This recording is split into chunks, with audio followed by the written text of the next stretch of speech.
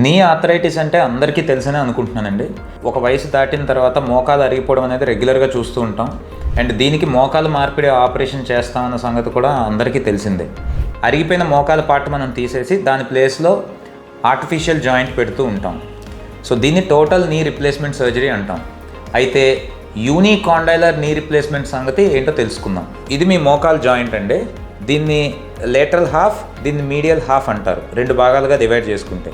So ఇందులో మనకి ఈ భాగంలో ఎక్కువగా ఆర్థరైటిస్ చూస్తూ ఉంటాం. ఈ భాగంలో ఆర్థరైటిస్ వచ్చినా కూడాను మనం టోటల్గా జాయింట్ని మార్చడం అనేది టోటల్ నీ రిప్లేస్మెంట్ సర్జరీలో చేస్తాం.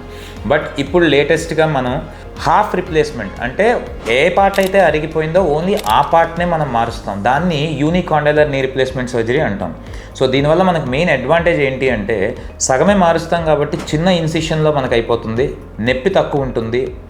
ఆల్మోస్ట్ ఆల్ సగం జాయింట్ మనం నార్మల్ జాయింట్ వదిలేస్తున్నాం, ఇంక్లూడింగ్ ద లిగమెంట్స్. లోపల ఉండే తీగలు అవి కూడా మనం ఏమి డిస్టర్బ్ చేయకుండా వదిలేస్తాం.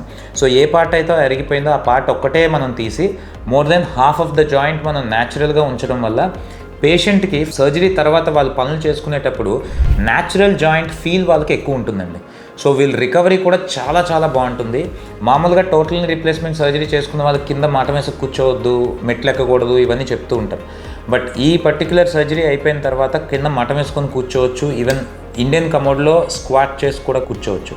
సో దీని ఫంక్షనల్ రిజల్ట్స్ అనేవి చాలా చాలా సుపీరియర్గా ఉంటాయి when compare to total knee replacement surgery. So మీరు మీ ఇంట్లో వాళ్ళకి ఎవరికైనా ఈ టోటల్ నీ రీప్లేస్మెంట్ సర్జరీ చేయాల్సిన అవసరం వస్తే ఖచ్చితంగా మీ డాక్టర్ గారితో ఈ యూనికాండైలర్ నీ రీప్లేస్మెంట్ సర్జరీ ఆప్షన్ కోసం డిస్కస్ చేయడం మర్చిపోవద్దు.